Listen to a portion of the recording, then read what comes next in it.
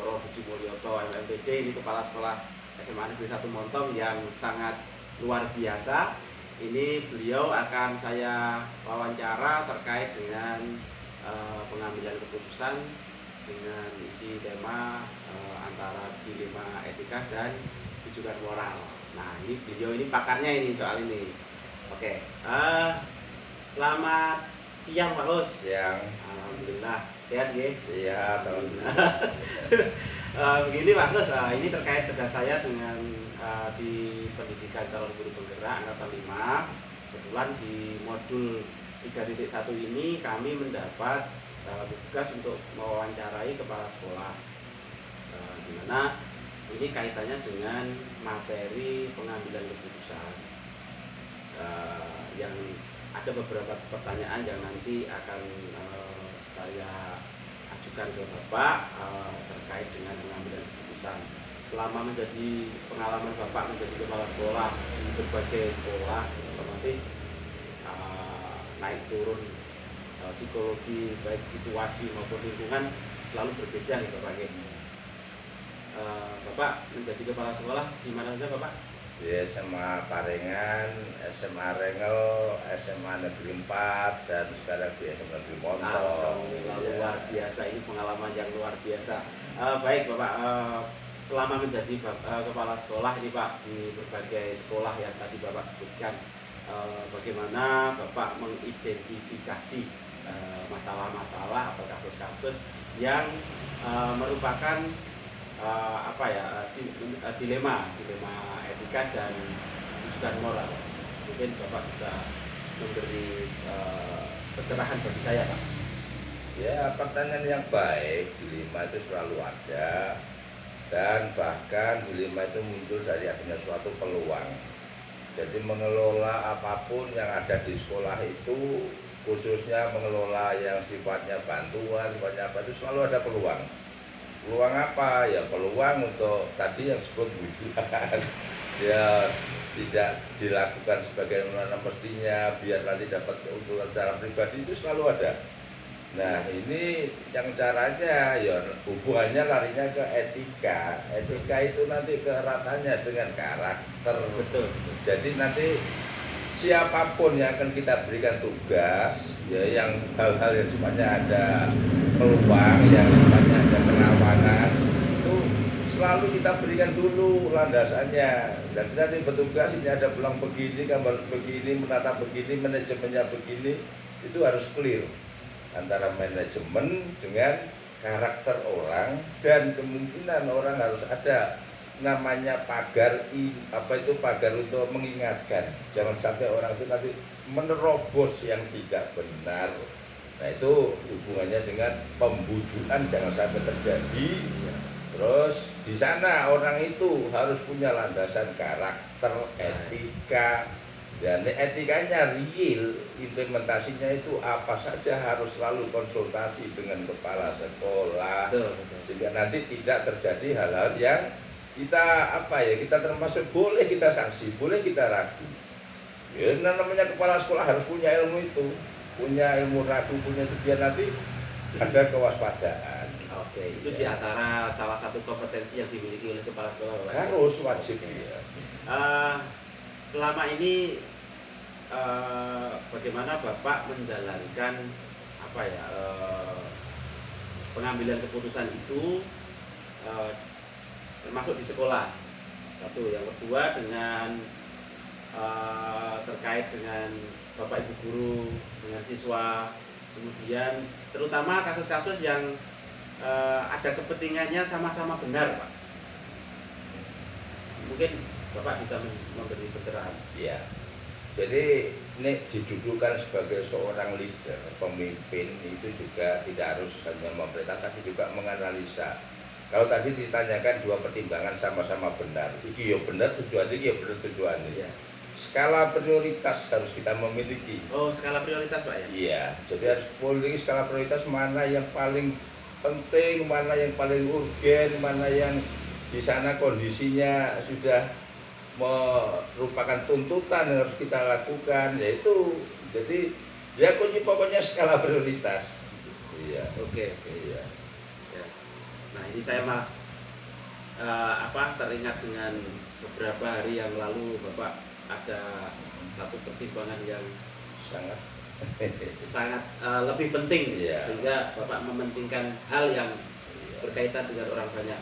ya, betul. Baik, selanjutnya adalah bagaimana Bapak memberikan satu istilahnya penguatan atau pandangan bahwa itu sama-sama memiliki nilai kebajikan, Bapak.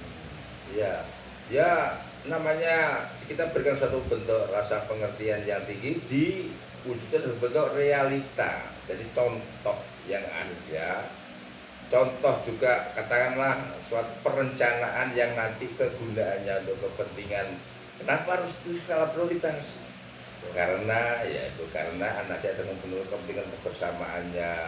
Karena waktunya peluangan harus segera. Nah, itu harus diberikan pengertian pada yang bersangkutan sehingga nanti dia juga paham. Jadi saya mengambil keputusan ini kenapa kok begini? Iya. Dasarnya apa? Oh, demi kepentingan bersama, demi kepentingan lebih didahulukan itu. Oke, berarti itu didasari atas satu keyakinan, Betul. dua keberanian. Nah, ya itu yang keberanian, berani harus, tapi juga harus melihat kan pengambilan keberanian itu pasti ada resiko. Nah, resiko itu dimana mengambil resiko itu yang terkecil. Ya, jadi nanti kita bisa sedikit mengurangi hal-hal yang sebenarnya besar. Ya. Artinya sebagai pemimpin selain yakin, berani, harus berani mengambil resiko. Resiko. Iya. Oke, selanjutnya Bapak yang ketiga ini langkah-langkah atau prosedur-prosedur yang biasanya Bapak lakukan untuk mengambil keputusan biasanya seperti apa?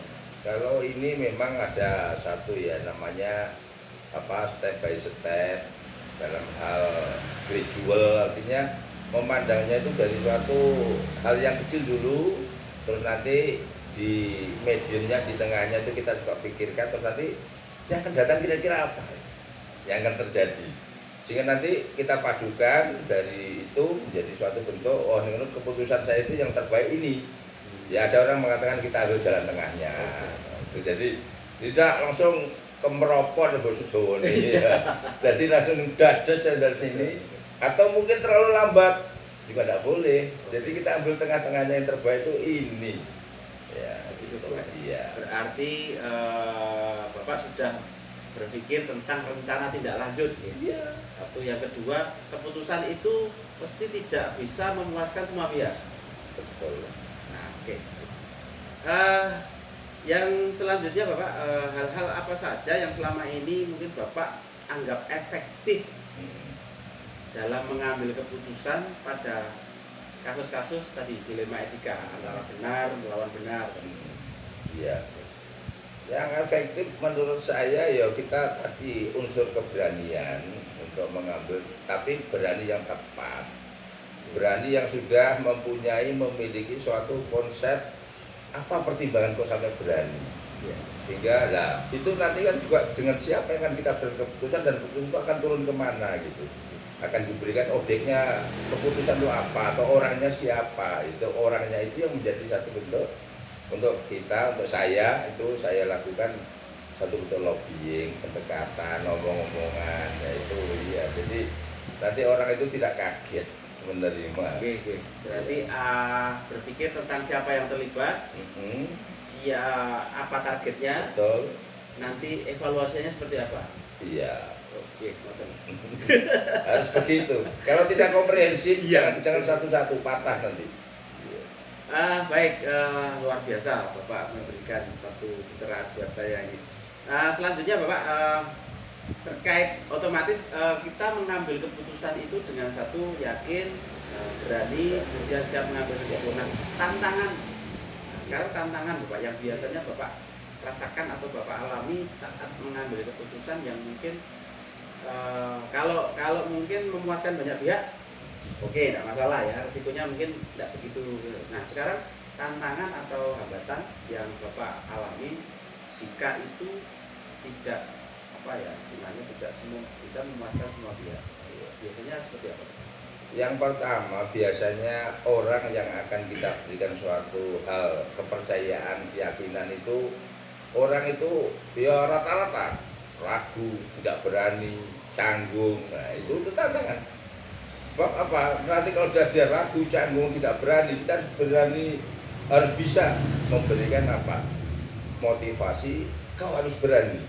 Ya, lah beraninya bagaimana? Tadi ada resiko. Tapi resiko inilah justru yang menjadikan kamu nanti akan menjadi sesuatu yang terbaik. Iya. Tanpa melalui ini tidak bisa jadi yang baik. Tidak berani melangkah itu tidak bisa. Iya.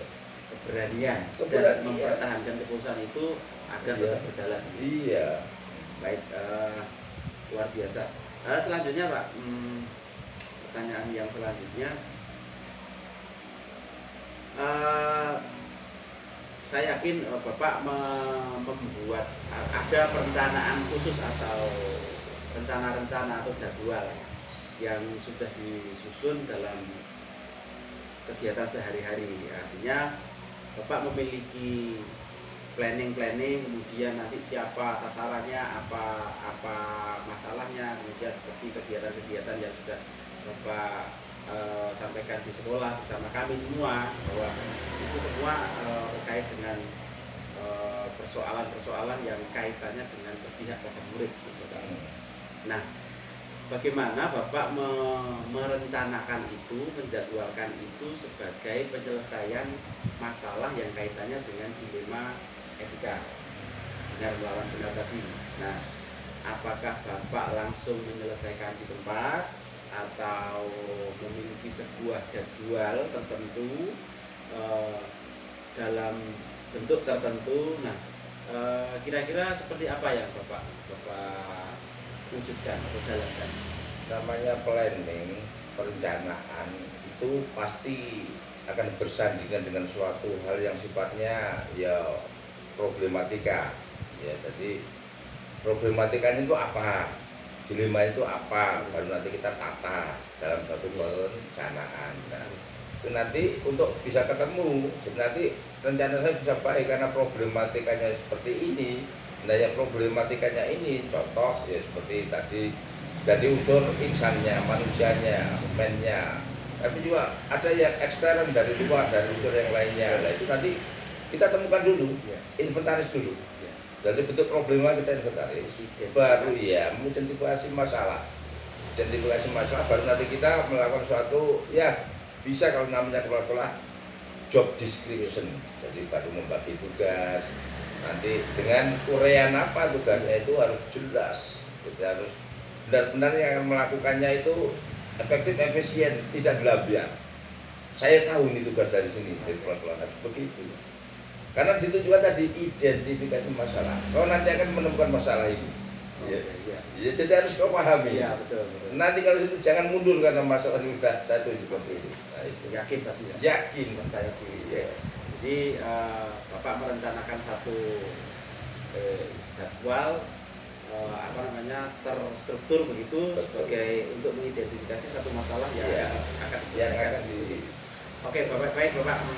Kira-kira adakah faktor-faktor yang membantu atau mempermudah Bapak dalam menyelesaikan persoalan-persoalan yang kaitannya dengan dilema etika tadi, benar melawan benar tadi?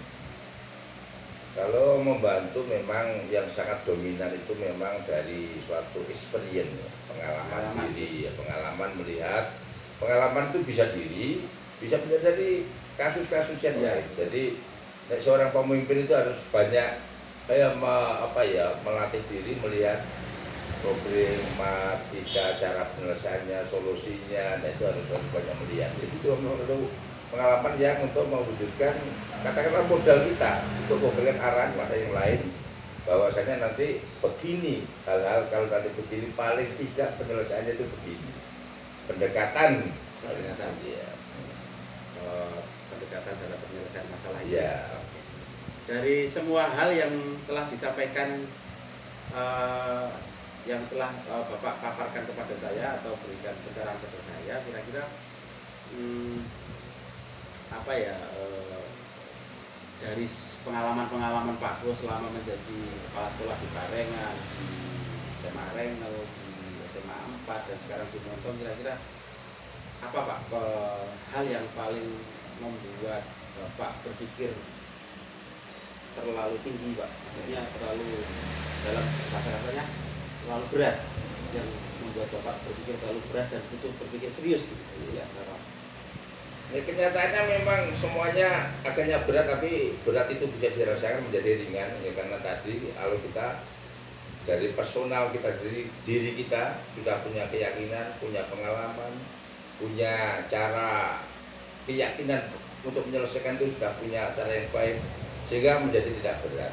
Tapi kalau dikatakan yang paling berat apa, kalau menghadapi orang itu susah untuk dipercaya diri dan tidak punya kepercayaan diri. Jadi dimotivasi. iya, dimotivasi itu angel gitu ya, susah. Tapi akhirnya yang saya lakukan, hampir semua hanya berpikir sejenak, dia berat, dia bilang tidak bisa, tapi akhirnya menjadi siap. Oke, berarti Bapak memberikan motivasi bahwa orang itu harus selalu berpikir positif. Ya, Begitu, sehingga positif. tentang dirinya. Iya, betul. Ya. Tidak hanya positif tentang dirinya, saya juga bisa, sekarang aja belum bisa. Tapi kalau dilatih, apalagi diberi kepercayaan itu kan kehormatan. Ya, betul. Dia harus termotivasi dengan kepercayaan dan kehormatan itu. Kemauan. Muncul urusan itu. Iya. Luar biasa Bapak. Terakhir Bapak, kira-kira pesan apa yang bisa Bapak berikan pada kami, pada saya terutama yang junior ini untuk melanjutkan estafet ini. Iya. Orang itu semakin banyak pengalaman semakin baik. Jadi untuk memotivasi diri juga dari pengalaman, termasuk dengan saya ini berbicara yang saya suka memberikan motivasi. Ya betul. Dan juga saya kadang-kadang bercerita tentang pengalaman. Ya. Itulah modalnya. Tapi kekuatan internya dalam hatinya harus mempunyai ketinggian yang kemauan yang tinggi.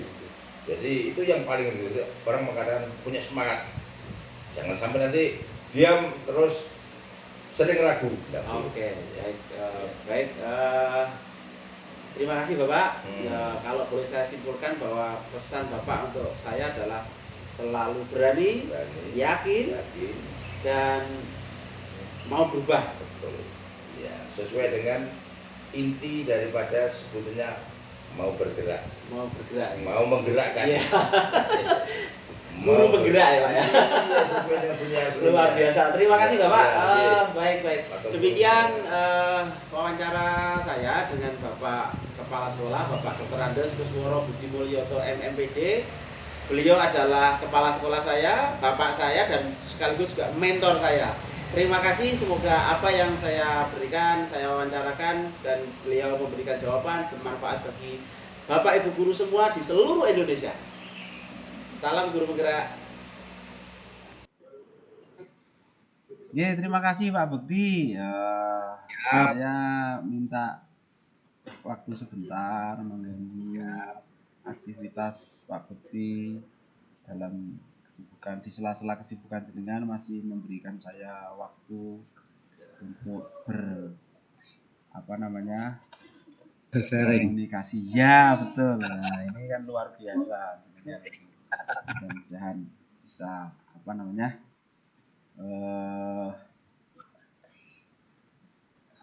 bisa melaksanakan tugas dengan baik dan amin di tempat yang baru dan lingkungan yang baru Pak Bekti ya. Betul paradigmanya sudah baru. Oke, ya di di SMP 3 Monto Pak Bekti ya. Iya betul. Iya, baik. Selamat buat Pak Bekti, sekali lagi selamat melaksanakan tugas sebagai kepala sekolah. Manis. Cowok. Ya, baik Pak Bekti. Monggo Pak Joko. Saya di SMA Negeri 1 Montong kebetulan mengikuti diklat CGP angkatan 5. Kemudian di modul 3.1 ini saya mendapat tugas untuk wawancara dengan beberapa kepala sekolah 2 sampai 3 kepala sekolah. Nah, antaranya kepala sekolah saya sendiri tadi siang sudah saya wawancara, dan ini karena saya belum bisa ketemu dengan Pak Bekti lewat kopi darat, maka saya minta izin ke Pak Bekti bisa meluangkan waktu, dan Pak Bekti sangat welcome sekali bagi saya. Terima kasih Pak Bekti ya. Siap Pak Joko. Bapak. Ya, Sudah cukup lama. ya ini Pak Bekti, Pak Joko. wawancara kali ini temanya adalah kaitannya dengan pengambilan keputusan di modul 3.1. Nah, ini berkaitan dengan kebetulan materinya adalah tentang pembahasan tentang dilema etika dan rujukan moral. Nah, hari ini saya akan menggali lebih dalam bagaimana sih pengalaman sebagai seorang kepala sekolah dalam mengambil keputusan. Nah, Pak Bekti, sebelum Pak Bekti di SMP 3 Montong, Pak Bekti di SMP mana Pak Bekti? SMP 1 Pelumpang Pak Joko. 17 tahun di sana. 17 tahun Pak Bekti? Ya. Luar biasa. Jadi Pak Bekti di SMP 1 Pelumpang 17 tahun. Nah, barangkali ada posisi-posisi tertentu yang dijabat Pak Bekti hingga Pak Bekti menjadi kepala sekolah di SMP 3 Montong. Hampir semua posisi itu saya alami Pak Joko. Hanya yang belum itu bendahara bos saja, itu belum pernah. Tapi saya paling lama itu di kesiswaan sama di kurikulum. Kesiswaan itu saya 2 periode, kemudian menjadi asisten teman-teman kesiswaan itu ada sampai 3 orang. Orang masing-masing 2 periode, sudah cukup lama. Terus kalau bendahara bos belum pernah. Kalau di kurikulum saya juga 2 periode, kemudian ke Waka itu 2 periode juga, lanjut ke kepala sekolah itu. Oh iya. Artinya pengalaman Pak Bekti menjadi satu decision maker, ya kan, pengambil keputusan kan sudah cukup lama juga Pak Bekti ya. Ya.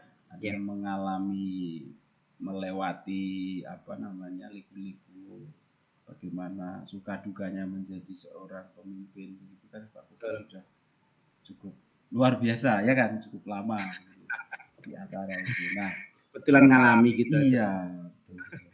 Makanya ini cocok ini figur seorang Pak Subekti Wahono, SPD, calon MPD. MPD apa? MPD. Sekarang menempuh kuliah S2? Iya, di Universitas Gresik. Alhamdulillah. Mudah-mudahan saya bisa menyusul Pak Bekti. Amin, monggo. Amin. Baik Pak Bekti, ini kaitannya dengan tadi apa yang pengalaman Pak Bekti selama menjadi decision maker, ya, sebelum menjadi kepala sekolah sekarang, dulu jadi waka dan sebagainya. Pak Bekti, tentu banyak persoalan-persoalan yang membutuhkan pemikiran lebih dalam atau angan-angan lebih dalam, perenungan lebih dalam, sehingga membutuhkan satu keputusan yang harus diambil Pak Bekti. Nah, bagaimana cara-cara Pak Bekti bisa mengidentifikasi masalah-masalah atau problematika kasus yang di situ ada di dalamnya merupakan dilema etika, ada rujukan moral Pak Bekti ya. Dilema etika itu kan Pak Bekti lebih paham mungkin ya, karena dilema etika itu kan antara benar dengan benar Pak Bekti ya. Iya, Nah, betul. kemudian rujukan moral itu kan antara benar dan salah. Kalau itu kan sudah jelas, artinya baik buruk kan sudah jelas kalau dilema rujukan moral. Tapi kalau Betul. dilema etika yang kaitannya dengan benar melawan benar. Nah, menurut Pak Bekti bagaimana Pak? Orang itu punya karakteristik berbeda, punya kepentingan berbeda. Apalagi kita mengelola sebuah lembaga sekolah yang di situ banyak masuk berbagai macam karakter-karakter dari teman-teman sendiri. Ketika kita ketemu dengan sebuah permasalahan yang sedang membutuhkan keputusan, di mana di situ kategori adalah dilema etika tadi antara benar dan benar, itu kita tidak serta-merta harus bisa memutuskan secara langsung Pak Joko, walaupun itu adalah seorang kepala sekolah. Ada hal yang harus kita lakukan, tahapan-tahapan baku, kemudian tata cara pengambilan keputusan itu harus banyak kita sampaikan. Kalau saya sih, langkah awal saya adalah mencari pembanding dulu. Ketika saya menerima sebuah permasalahan yang di situ ternyata memunculkan dua keputusan yang nilainya hampir sama, nilai-nilai baiknya hampir sama. Itu saya harus cari pembanding. Tidak serta-merta masalah ini tak putuskan langsung, Pak Joko. Gitu ya. Tentu ada akses referensi begitu. Iya, ada akses lain yang menyertai dari kejadian itu. Misalnya adalah tentang kejadian-kejadian yang nyata dari dua kasus itu misalnya. Katakanlah ada sebuah kasus yang menimpa anak misalnya, maka kita tidak boleh serta-merta berpedoman pada peraturan yang kita buat dan kita sepakati. Walaupun itu benar menurut kita, tapi kita harus juga melihat anak-anak itu melakukan pelanggaran itu kenapa ya? Ada sisi apa saja ya? Siapa yang terlibat di dalamnya ya? Kemudian kalau misalnya kita ambil sebuah keputusan, nanti efeknya seperti apa? Baik oleh sekolah maupun oleh anak itu sendiri. Seperti itu Pak Joko. Iya. Artinya ada semacam, kalau bahasanya mungkin lebih kerennya uji legal begitu ya. Betul. Ini melanggar apa enggak? Betul. Kemudian, iya begini Pak Bukti, dari langkah-langkah atau referensi yang Pak Bukti gunakan tadi ya, otomatis kan kalau benar melawan benar itu biasanya kan kaitannya dengan intuisi atau apa ya, insting seseorang pemimpin bahwa saya harus seperti apa, kan begitu ya. Saya harus seperti apa. Nah, yang kemudian ada resiko di situ. Otomatis kan? Betul.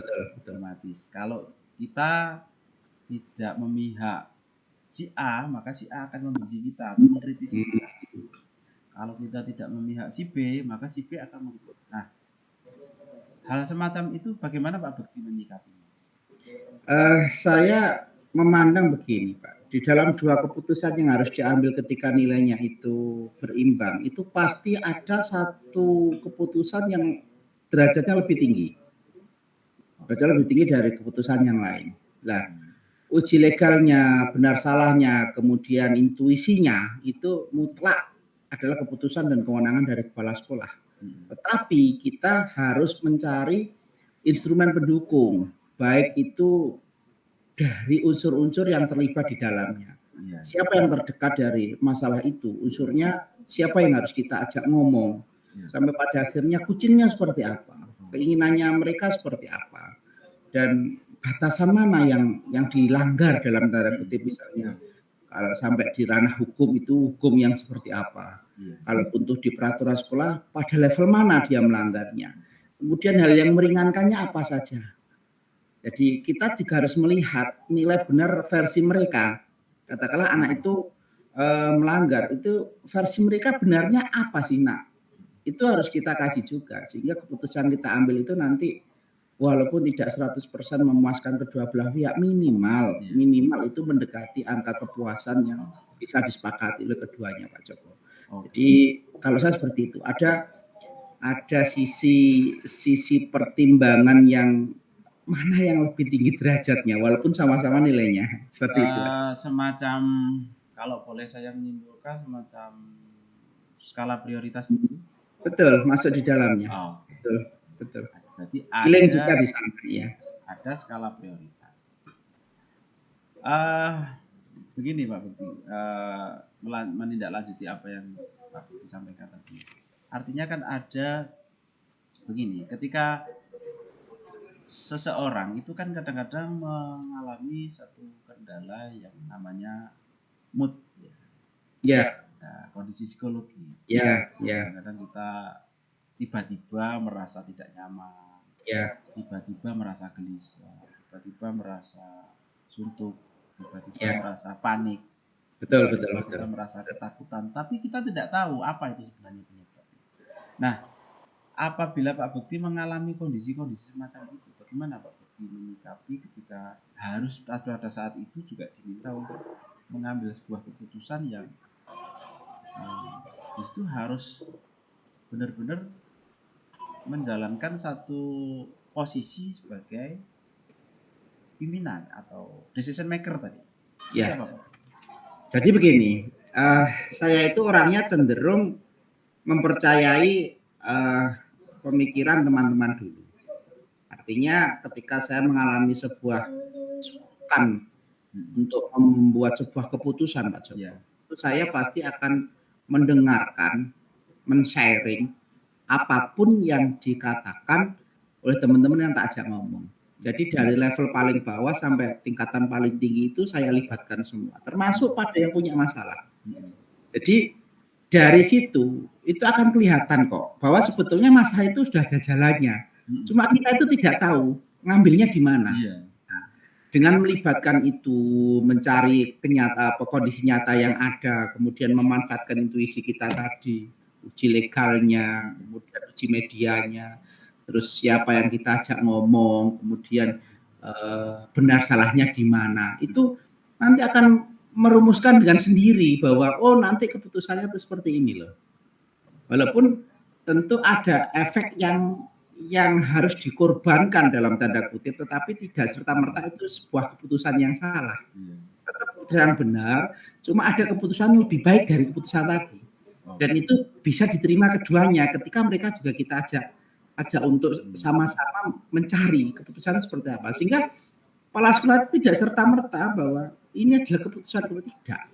Kita bisa berkolaborasi, kita bisa mencari titik temu dari berbagai macam masukan yang dimunculkan oleh teman-teman, sehingga keputusan itu adalah keputusan bersama, walaupun secara legalnya itu adalah keputusan seorang kepala sekolah. Iya.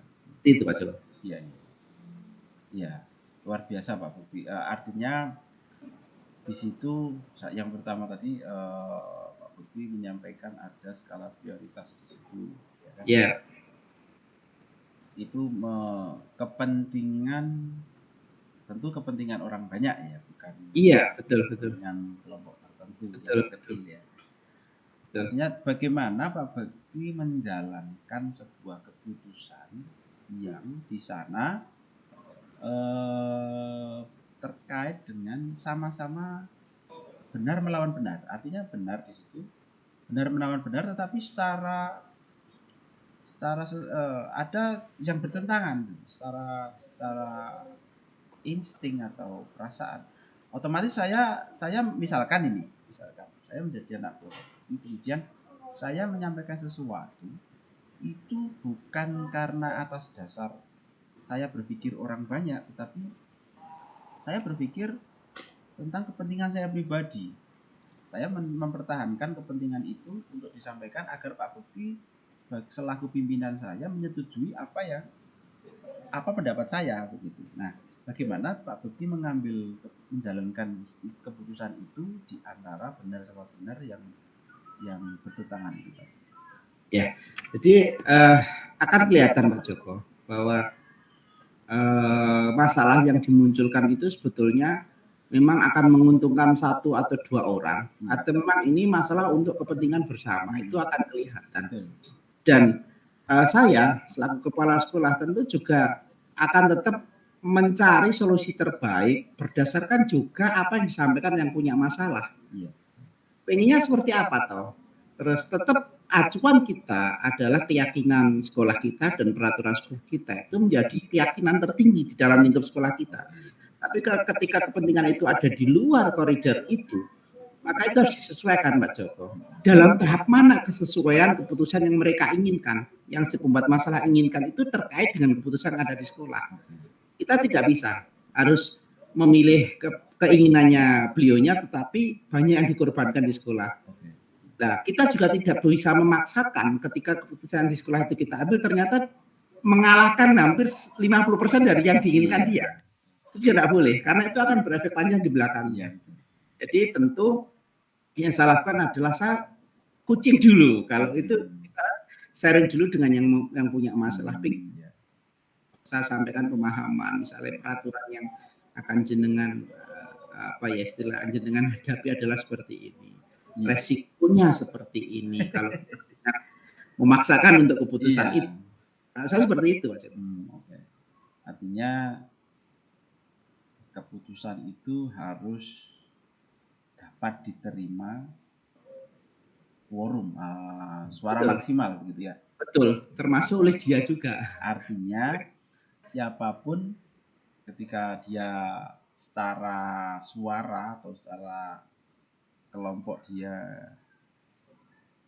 dalam tanda kutip kalah, maka dia harus menerima ya sebuah kesepakatan itu. Ya, Nah, tentu ada langkah atau prosedur, cara-cara, tata cara atau ya tadi langkah-langkah atau prosedur ya. yang dipakai, yang Pak Bekti pakai untuk melaksanakan pengambilan keputusan itu. Kira-kira langkah atau cara strategi seperti apa Pak Bekti yang Siap. dipakai? Jadi gini, permasalahan di sekolah itu munculnya kan dari berbagai macam tipe. Betul. Bisa dari siswanya, Ya, karena latar bisa belakang dari yang berbeda. bisa dari pendidik dan tenaga kependidikannya, bisa dari teman-teman yang diusur manajemen saya. Betul. Sudah ada rangkaian-rangkaian yang harus kita tempuh. Iya. Kalau bisa kita dari siswa kita. Harus dibedakan dua lagi. Apakah permasalahan itu murni muncul dari lingkup pendidikan di sekolah, atau juga terakses dengan kegiatan dia di luar sekolah. Kalau misalnya cukup di dalam sekolah, maka langkah yang pertama adalah teman-temannya dulu. Itu juga menjadi sebuah pintu masuk kita untuk mengetahui masalah dia sebetulnya apa toh. Nah, setelah itu orang tua dia di sekolah, wali kelas, ajak ngomong. Sejauh mana wali kelas kenal dengan orang ini, anak ini? Sejauh mana anak ini berkoordinasi dengan wali kelasnya? Apakah sering curhat atau sama sekali pendiam? Itu juga menjadi sebuah pertanyaan awal, identifikasi awal yang saya lakukan. Berikutnya ke guru BK. Bagaimana guru BK mensikapi itu? Sampai ke dalam tim manajemen saya. Itu kalau di dalam sekolah. Kalau di luar sekolah, kita lihat yang berakses siapa? Apakah teman-teman di lingkungan di luar sekolahnya? Ataukah dengan orang tuanya? Ataukah dengan orang lain yang terlibat di dalam keputusan itu, dengan permasalahan itu? Itu juga harus kita libatkan, Pak. Pintunya masuk di mana? Di komite. Kita ajak ngomong komite. Itu kalau dari siswa. Artinya jika siswa itu mempunyai masalah, orang-orang ini yang kita ajak ngomong. Semuanya kita ajak ngomong. Sampai nanti betul-betul menemukan keputusan terbaik. Kalau dari tenaga pendidik dan guru pendidikan, tentu sama. Yang dengan dia siapa? Kemudian guru senior yang terkait dengan orang-orang ini siapa? Itu yang kita ajak ngomong juga. Nah, kalau di manajemen bagaimana? Saya tentu punya atasan.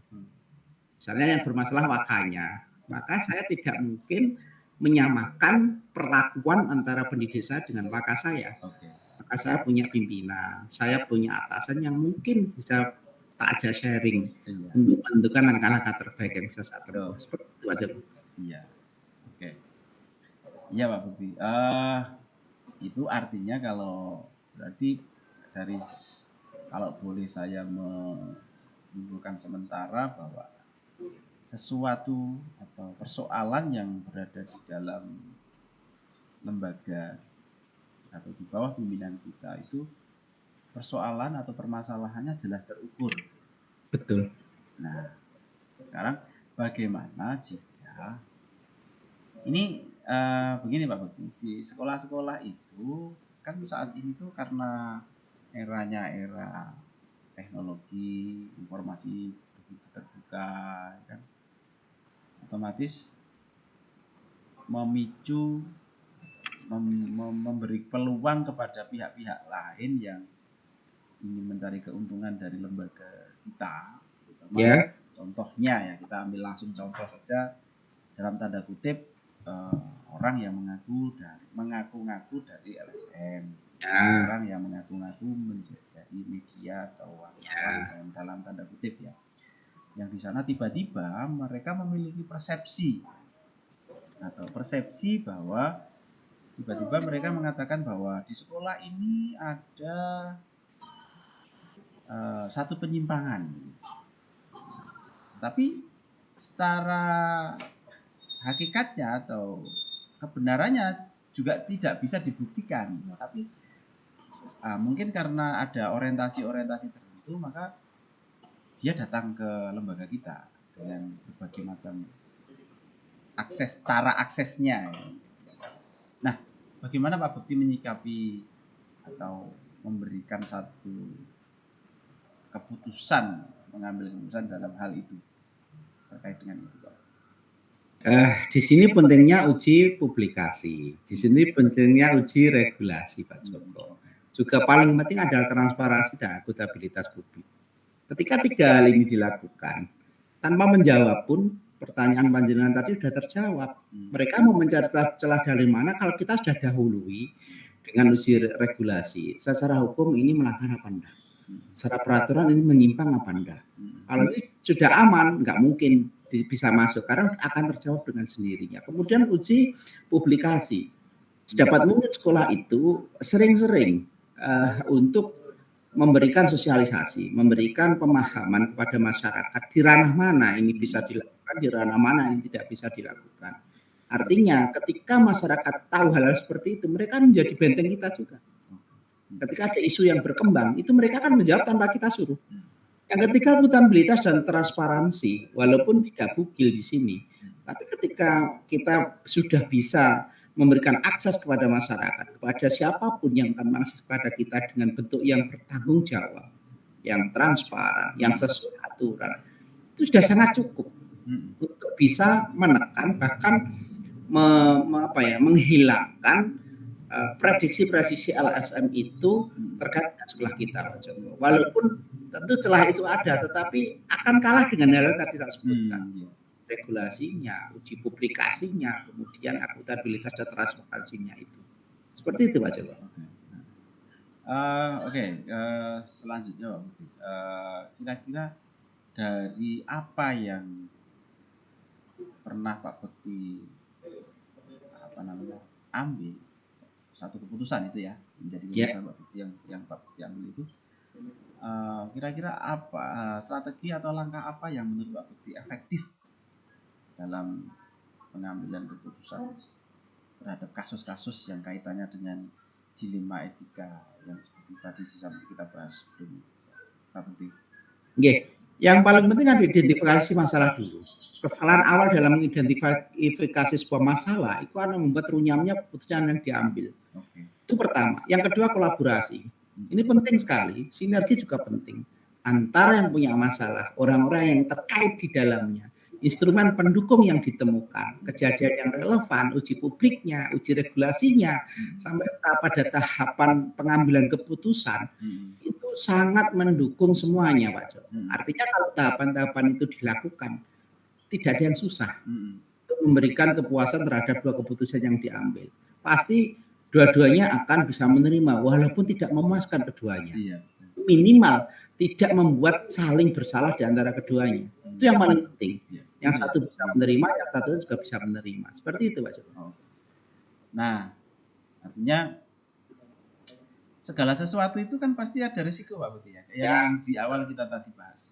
Artinya kemudian apa yang menghambat, tantangan apa begitu. Nah, di antara persoalan-persoalan yang Pak Bekti pernah alami atau pernah lewati kemudian menghasilkan satu keputusan, kira-kira apa hal yang paling menantang menurut Pak Bekti kaitannya dengan itu tadi dilema etika itu?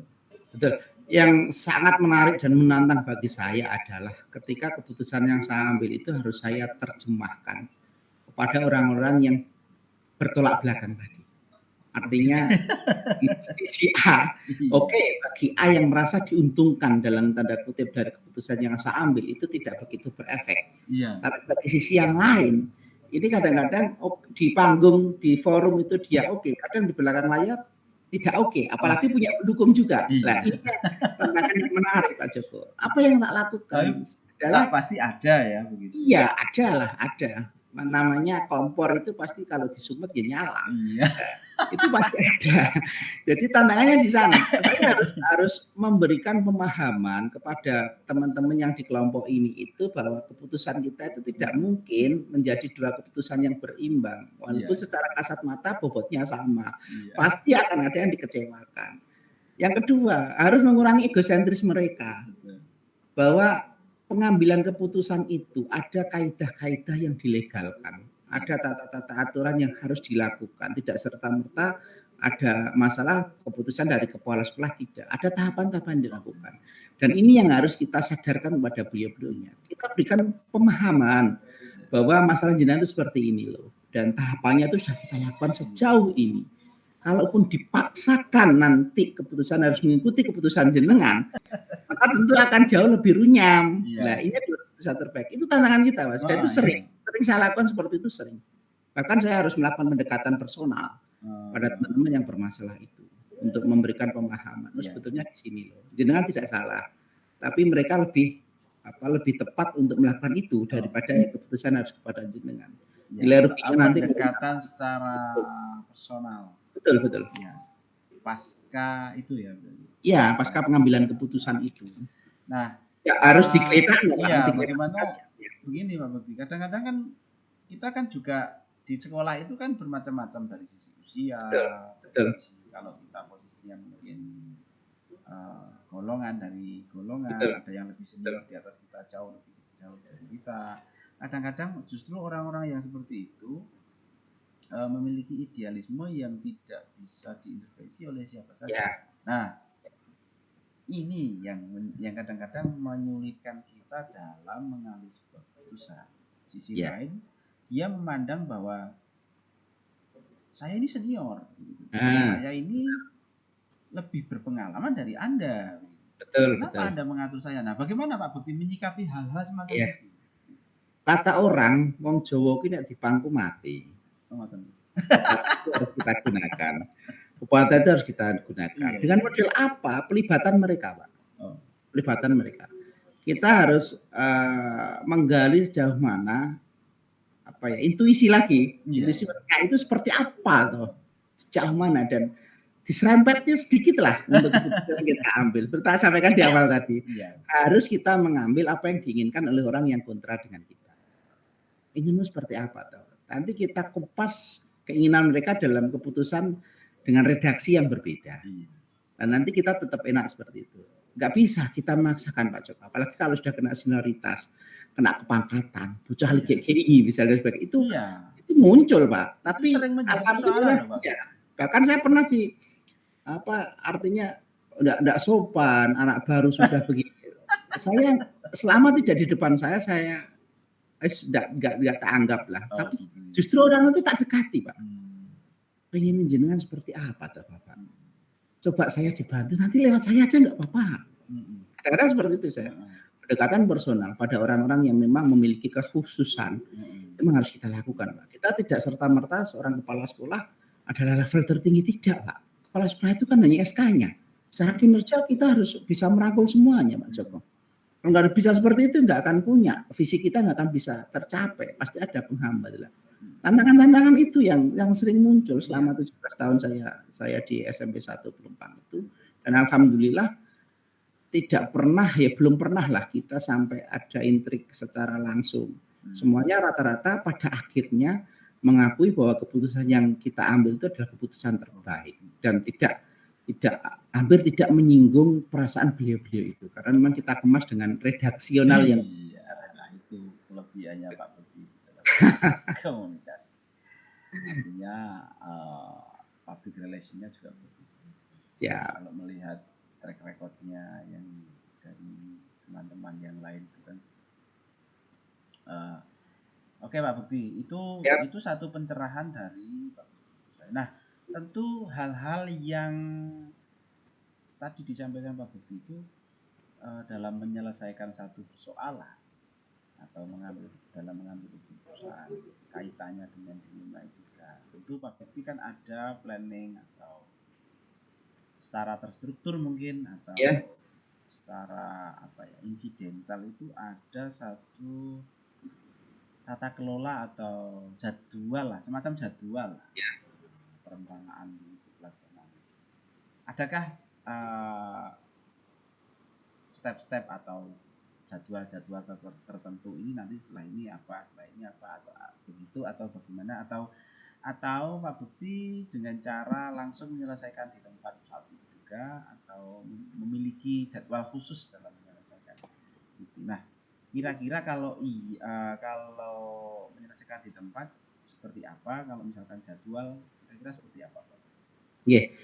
Kita lihat bobot permasalahannya Pak Joko.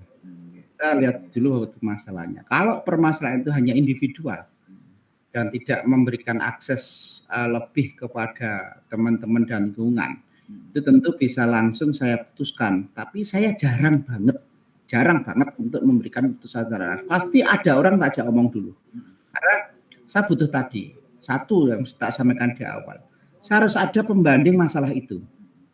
Katakanlah misalnya ada yang bilang Pak B ini seperti ini, saya tidak serta-merta tak langsung tak putuskan, enggak. Saya harus mencari permasalahan apa dulu. Nah, bobotnya seperti apa masalah ini? Bisa enggak saya tidak melibatkan banyak orang, katakanlah hanya melibatkan wali kelas misalnya, atau kalaupun dengan orang-orang saya hanya melibatkan pada wakas saya misalnya. Itu cukup Pak Joko. Tetapi kalau memang masalah itu saya pandang efek yang dibawa itu jauh lebih luas, tentu saya tidak serta-merta memutuskan Pak Joko. Identifikasi dulu, kemudian unsur kejadian nyata yang ada seperti apa, itu menjadi catatan untuk nanti pengambilan keputusan. Setelah itu saya harus memanggil orang-orang yang terlibat. Siapa yang terlibat, baik yang menguntungkan maupun yang tidak menguntungkan, dua-duanya harus tak ambil. Jadi kalau misalnya saya lihat nah iki kok tak putusnya kira-kira sing kontra iki, yang kontra itu tak panggil Pak Joko, tak ajak. Nah, seperti ini gimana ya? Seperti ini gimana ya? Karena apa? Saya lihat memang penyelesaiannya tidak tergesa-gesa dan memang butuh pemikiran yang lebih. Setelah itu ke level berikutnya lagi, melibatkan orang luar enggak? Orang luar itu dalam tanda kutip apakah keluarga ataukah lingkungan? Kalau lingkungan saya panggil komite. Saya ajak teman-teman komite untuk ngomong. Kalau di keluarga ya saya dekati keluarganya. Sehingga saya sampai mendapatkan bahan yang cukup dengan berbagai alternatif yang nanti mungkin akan muncul, baik plan A, plan B, plan C, itu baru nanti akan saya rapatkan. Saya ajak ngomong secara bersama dari semua unsur, macam rapat terbuka tapi internal di saya terkait dengan masalah itu. Monggo saling curhat, monggo saling menyampaikan keluhannya. Tapi saya kan sudah punya bekal. Atau sudah mengantongi apa yang tadi tak di awal, sehingga nanti ketika di situ muncul saya sudah siap untuk memberikan sebuah jawaban, dan disitulah nanti pasti akan muncul keputusan yang terbaik. Jadi tergantung kualitas permasalahan. Artinya saya menangkap bahwa harus ada semacam analisa kasus. Betul. Nah, tadi sempat Pak Bukti bahas bahwa harus ada yang diajak untuk mempertimbangkan. Ya. Artinya referensi tadi. Artinya itu kan sebagai salah satu faktor untuk membantu. Siapa yang membantu, siapa yang mempermudah. Betul. Nah, mungkin ada hal-hal lain atau faktor-faktor lain yang membantu mempermudah Pak Bukti dalam mengambil keputusan yang kaitannya dengan tadi etika yang Pak Bukti yang kita bahas. Ya. Jadi selain orang-orang yang tadi sebutkan, instrumen itu tentu kita punya panutan. Kita punya referensi dari kasus-kasus sejenis yang mungkin sudah pernah muncul. Jadi kasuistik itu kadang-kadang munculnya hampir tipikalnya sama Pak Joko. Kalau di lembaga pendidikan paling ya itu saja. Masalahnya ya itu saja. Kadang-kadang masalah itu sudah muncul di beberapa tahun yang lalu. Kita bisa melihat itu sebagai pembanding kita di sini ya toh keputusannya. Diulang situasi. Iya. Terus yang terlibat dulu siapa? Terus yang kedua rekomendasi dari teman-teman di atas kita Pak Joko. Misalnya kepala sekolah sebelumnya siapa toh? Itu kita membantu kita banget.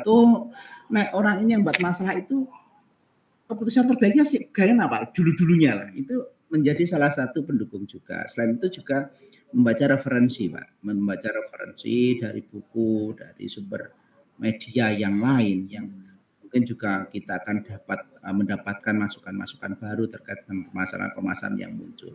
Artinya memang tidak saklek apa yang tadi tak sampaikan di awal itu menjadi tahapan baku, tapi memang ada faktor-faktor lain di luar itu yang sebetulnya juga menjadi penentu bagi kita sendiri untuk menentukan sebuah keputusan. Seperti itu aja. Luar biasa. Ya, artinya begini Pak Bukti, dari apa yang kita bahas tadi mulai awal hingga saat ini, tentu ada hal-hal yang apa ya semacam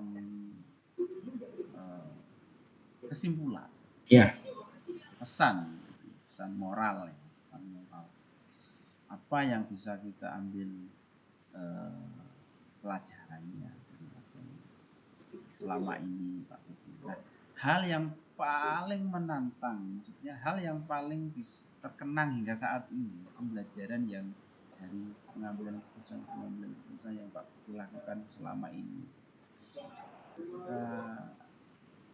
Apa yang kira-kira membuat Pak Budi kuat hingga sekarang dan tetap konsisten dalam mengambil keputusan yang kaitannya dengan dilema itu? Pertama adalah seberapa luas dan seberapa mampu kita membaca, Pak. Membaca itu bukan hanya membaca buku, membaca apa yang terjadi. Kemudian konsistensi kita ketika kita menjadi figur yang dilihat orang, itu akan mencerminkan bentuk keputusan yang akan kita ambil. Dengan keyakinan bahwa yang tak sampaikan tadi, setiap permasalahan itu sudah ada keputusannya. Cuma kita itu ngambilnya dari mana? Jangan sampai kita salah mengambil sehingga keputusan itu menjadi racun yang tidak akan hilang sampai kapanpun. Kita harus cermat mengambil keputusan itu. Nah, ngambilnya dengan jalan apa ya? Dengan jalan tahapan-tahapan tidak lakukan, tak ceritakan itu. Jadi seperti itu artinya. Janganlah kita karena egosentris kita, karena idealisme kita sebagai seorang kepala sekolah, sesaat memutuskan, apalagi kondisi yang moodnya tidak bagus, yang emosional, itu akan menyesalnya melebihi menyesal seumur hidup, Pak Joko. Itu akan betul-betul menjadi garis kita. Walaupun menurut kita benar, tapi ada orang lain yang akan menilai kita. Jadi seperti itu, Pak Joko, kalau saya. Oke. Artinya begini, sebagai seorang kepala sekolah atau pemimpin pembelajaran itu, yang pertama, kalau boleh saya simpulkan adalah kita harus yakin, ya kan? Betul. Yang kedua berani. Betul. Yang ketiga adalah siap resiko. Betul. Begitu. Iya. Nah, tanpa itu jangan jadi seorang pimpinan. Iya, terakhir Pak Budi. Iya, siap. Pesan yang mungkin bisa untuk modal saya dalam melanjutkan estafet. Kira-kira apa Pak? Yang jelas gini Pak, ketika semakin kita dilihat orang itu semakin banyak manfaat, bukan lagi banyak mudarat ya, itu akan semakin banyak juga orang yang akan memberikan mudarat kepada kita. Iya.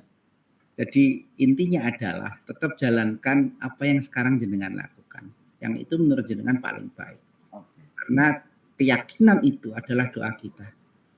Kita baik pun banyak orang yang tidak suka, apalagi kita jelek. Ketika kita yakin yang kita lakukan baik, maka nilai kejelekan itu akan tertutup oleh kebaikan kita tadi, Pak Jo.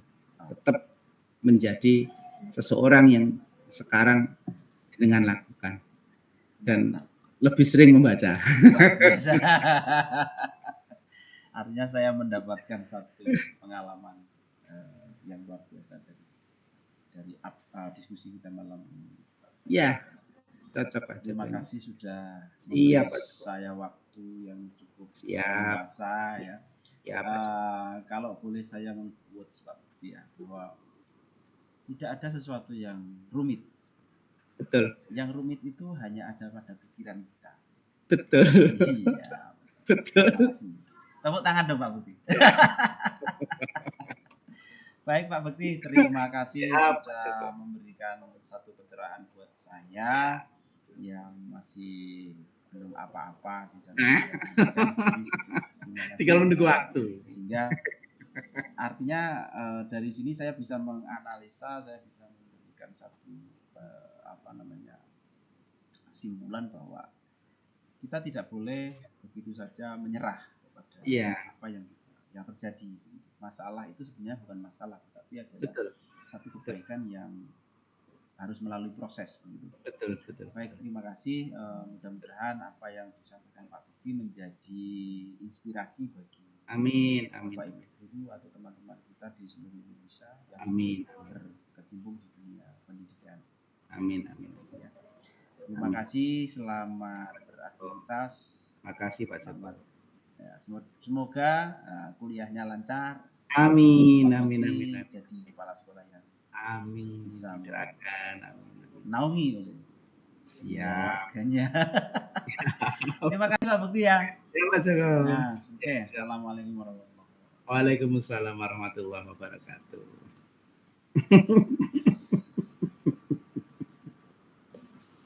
Izin live dulu. Pak Nanang, Assalamualaikum warahmatullahi Nggih. wabarakatuh. Assalamualaikum. Waalaikumsalam warahmatullahi wabarakatuh. Ya, Pak Nanang, selamat. Ini belum rekod ini. Sudah, Pak. Kok nggak ada tulisannya rekod di sini? Oh, ini pihak ketiga, Pak. Saya pakai. Oh, pihak ketiga. Oh, enggak. Hati-hati dengan pihak ketiga ya.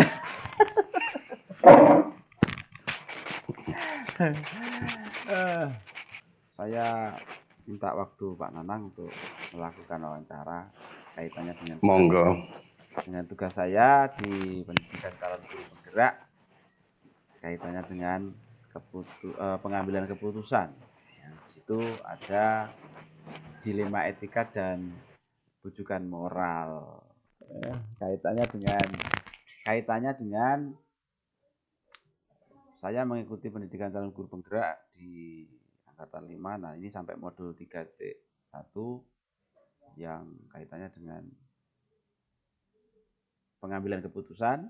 Nah, itu temanya adalah dilema etika dan bujukan moral. Nah, Pak Nanang pengalaman menjadi kepala sekolah sudah berapa tahun, Pak Nanang? Untuk jadi kepala sekolah ya baru 3 tahun kurang 2 bulan. Hampir 3 tahun. Satu periode ya, hampir ya, kurang ya. Kurang 1 tahun 2 bulan. Oke. Okay. Tentu ada pengalaman-pengalaman yang telah dilalui dalam menghadapi banyak orang, ya, terutama di tempat kerja. Nah, selama menjadi kepala sekolah adakah kasus masalah-masalah yang kaitannya dengan dilema etika dan rujukan moral, Pak Nanang? Makasih Pak Joko. Pertanyaan terkait dengan dilema etika dan bujukan moral. Bagi saya kalau dilema etika itu kan kaitannya dengan hati. Patut dan tidak patut, pantas tidak pantas. Jadi kepantasan ukurannya. Sementara untuk bujukan moral itu terkait dengan benar salah. Gitu ya. Iya, menurut saya, tapi nanti bisa monggo kalau dibetulkan nanti. Nah, sebagai sekolah kecil yang Pak Joko juga paham, yang letaknya di tengah hutan, Iya. tentu godaan tentang bujukan moral, dilema etika, saya pikir tidak terlalu menonjol. Iya. Tapi kalau kaitannya dengan dilema etika, saya yakin dan percaya setiap sekolah mengalaminya. Termasuk saya sebagai kepala sekolah yang terletak nun jauh di sana. Saya jelaskan bahwa selama saya menjadi kepala sekolah, terus terang untuk dilema etika tentu muncul. Iya. Contoh yang paling mudah dan bisa dilihat secara kasat mata yaitu tentang aturan sebagai seorang pegawai. Contohnya adalah ketertiban dalam masuk jam kerja. Ya, yang kedua tentang pemakaian atribut. Yang ketiga adalah masuk ke kelas, yaitu mengajar. Jam mengajar, Pak. Ya, tolong iya. Jadi bisa dibedakan masuk kerja dan masuk mengajar itu beda, sesuatu yang beda. Ya. Bisa jadi orang itu masuk jam kerja, tapi belum tentu melaksanakan tugas mengajarnya. Ya, jadi dua hal yang berbeda. Ya, itu yang paling kentara terlihat dalam dilema etika. Kenapa? Karena terutama pada orang-orang yang usianya lebih tua dibanding kita, ya senioritas. Atau orang yang dituakan di situ, merasa paling senior di situ, itu juga ada beban juga. Maka pendekatan yang saya pakai bukan pendekatan aturan aturan resminya, tapi lebih baik pada komunikasi dan pendekatan personal. Ya, itu yang saya kedepankan. Bagaimanapun saya lebih mengutamakan suasana kerja daripada melaksanakan aturan yang kaku. Itu yang itu ya. Yang kaitannya dengan etika.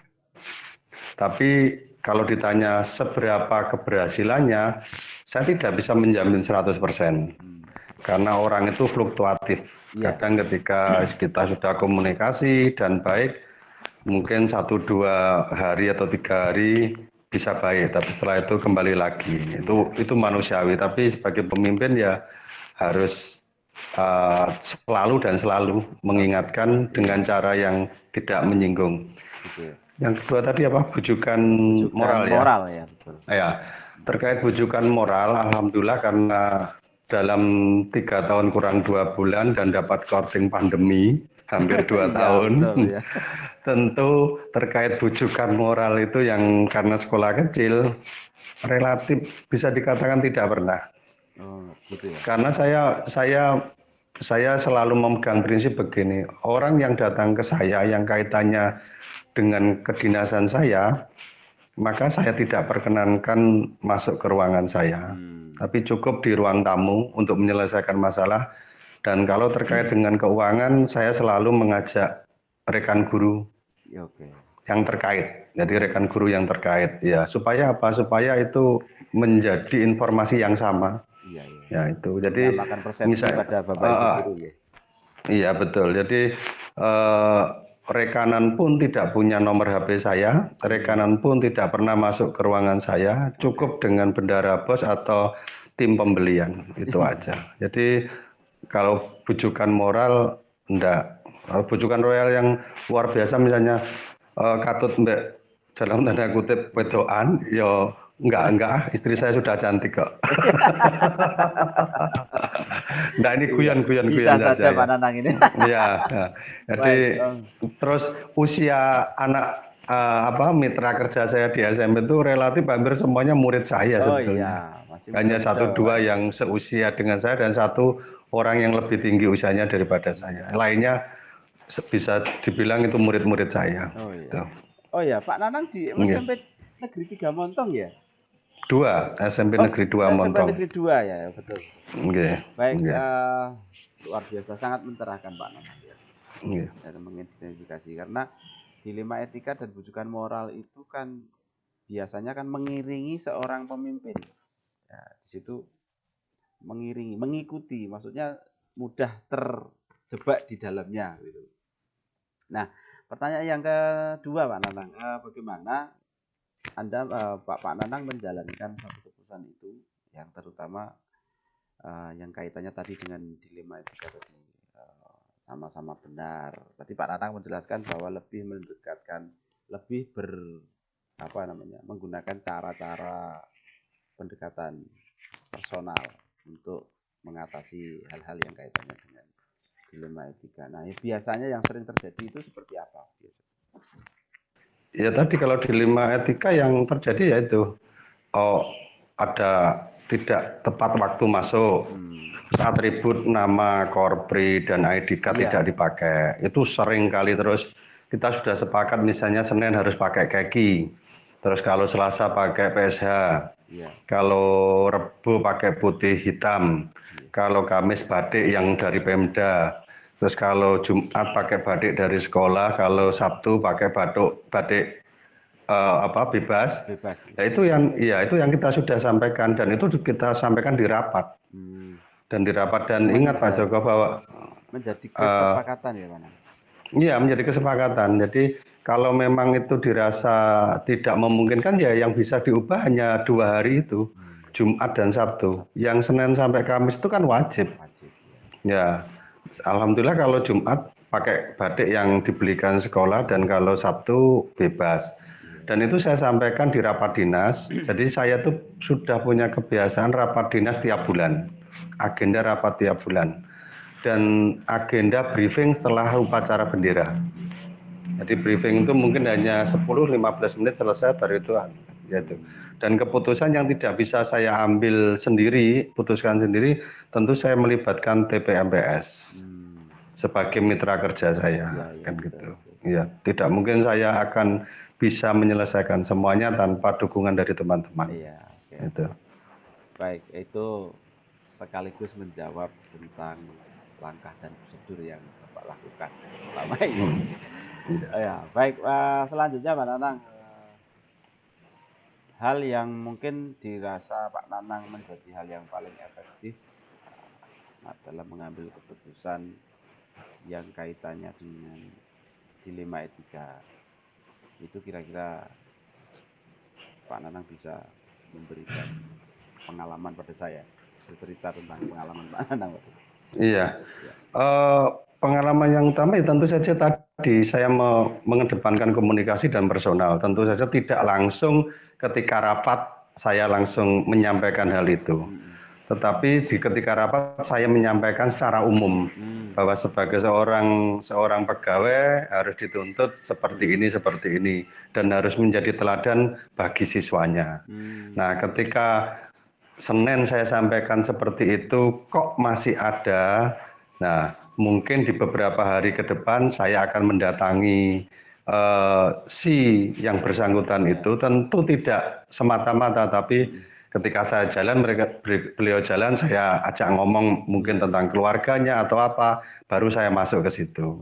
Jadi tidak semata-mata, gitu aja. Itu langkah-langkah saya yang saya pakai dan menurut saya itu yang paling efektif untuk menjaga situasi sekolah kondusif itu aja. Oke.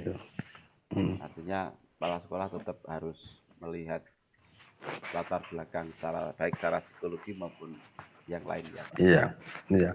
Dan ingat Pak Joko, keteladanan itu adalah yang paling terbaik. Tetapi keteladanan itu tidak cukup hanya disampaikan saja. Kadang-kadang ya perlu sentilan-sentilan yang agak tinggi juga. Kalau sudah pada posisi yang angel lagi ya harus kita sampaikan gitu. Iya, artinya itu menjadi tantangan Pak Nanang untuk melakukan itu. Nah, di antara apa yang Pak Nanang sampaikan tadi kan ada senioritas, ada itu tadi harus intens memberikan keteladanan baik secara verbal maupun secara aksi nyata begitu.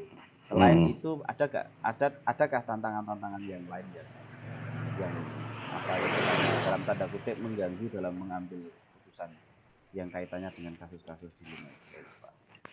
Karena sekolah kecil dan sekolah itu usianya juga belum, maksudnya tidak senior sekolah-sekolah yang lain, tentu kompleksitas masalah pun juga tidak sekompleks sekolah-sekolah yang lain. Jadi sebagai kepala sekolah promosi, ya tentu saja pemerintah atau dinas pendidikan sudah mengukur kemampuan saya untuk menempatkan pada sekolah-sekolah yang cukup untuk belajar. Itu yang saya syukuri.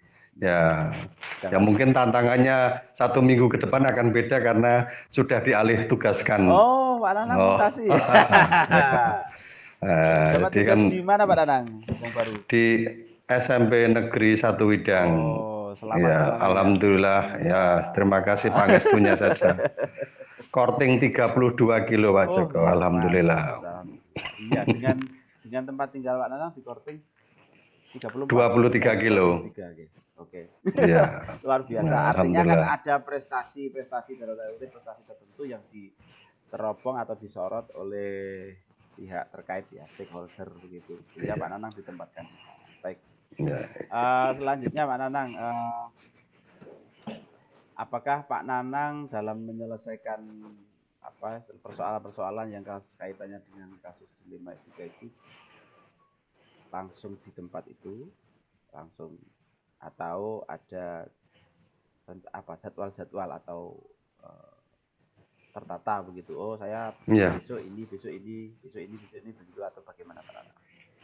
Kalau tertata iya, karena kan saya sebutkan di depan tadi, saya punya program rapat kerja itu bulanan. Pasti itu. Jadi tiap awal bulan minggu pertama itu mesti saya gunakan untuk rapat.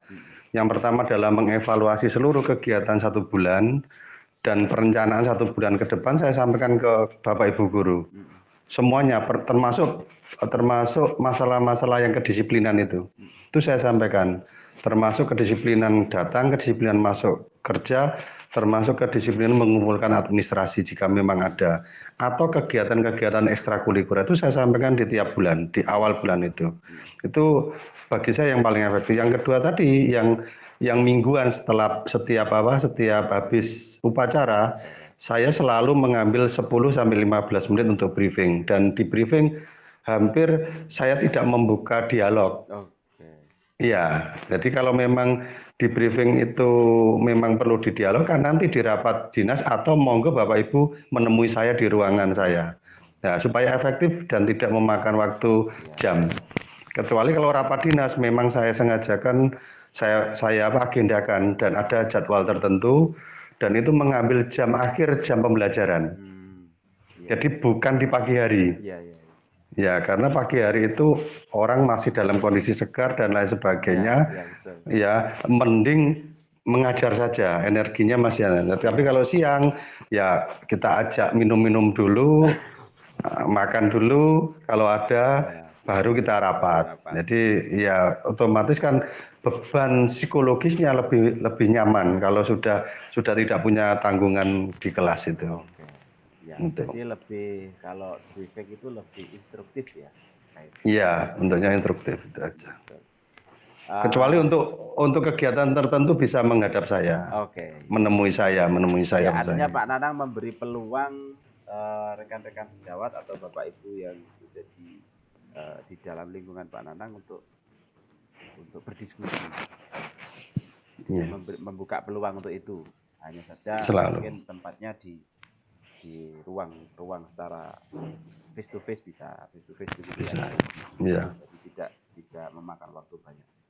Baik, tentu tadi kaitannya dengan hal-hal yang menantang dan sebagainya. Artinya adakah faktor-faktor yang istilahnya bisa membantu Pak Nanang atau mempermudah Pak Nanang dalam mengambil keputusan kaitannya dengan kasus-kasus yang tadi dengan utarakan etika, solidaritas, kedisiplinan, itu tadi Pak. Faktornya ya saya diuntungkan karena pernah selama 22 tahun itu sudah mengalami 7 kepala sekolah. Jadi mohon maaf Pak Nanang, sebelumnya Pak Nanang berdinas di mana Pak sebelum menjadi kepala di sekolah? SMP Negeri 4 Tuban. Sebelumnya di SMP Negeri 1 Kenduruan. Jadi selama di Kenduruan sama di SMP 4 itu saya mengalami 7 kepala sekolah. Dan 7 kepala sekolah itu tentu memberi pembelajaran yang luar biasa bagi saya sebagai bekal ketika saya diamanai untuk bersama-sama mengurus SMP Negeri 2 Montong. Itu. Jadi prestasi yang dikatakan Pak Joko itu tidak murni dari saya, tidak murni. Tentu ada tangan-tangan teman-teman yang ikut bekerja kan gitu. Dan tentu tangan Tuhan pastinya. Iya, mantap itu. Nah, oke Pak Nanang, itu tadi terakhir. Hal-hal apa yang mungkin kita bisa petik atau saya bisa petik dari pengalaman Pak Nanang selama ini terkait dengan pengambilan keputusan dan yang terkait dengan dilema itu Pak Nanang. Ya, satu hal Pak Joko, setiap keputusan yang kita buat harus bermanfaat bagi semua orang. Dan satu hal lagi, tidak mungkin semua keputusan akan memuaskan banyak pihak. Tetapi yakinlah bahwa yang kita ambil itu yang paling terbaik di antara yang baik-baik. Itu yang terbaik dan antara yang baik-baik. Jadi itu aja. Jadi kalau ada yang tidak puas dari 20 orang hanya 3-4 ya kita so must go on aja kan gitu.